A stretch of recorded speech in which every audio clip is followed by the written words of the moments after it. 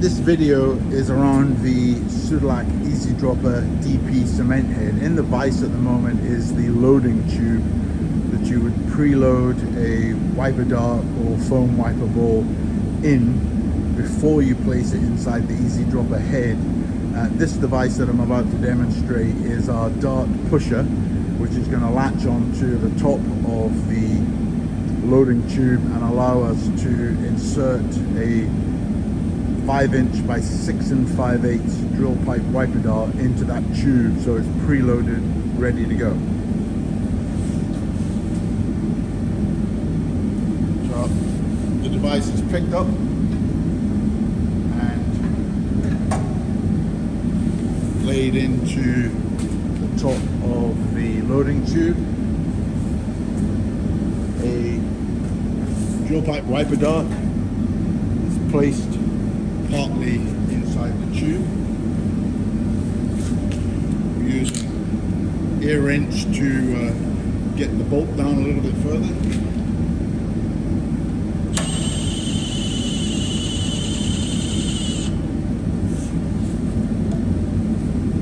And then gently with a spanner, while holding the dart steady, we'll insert it in the tube.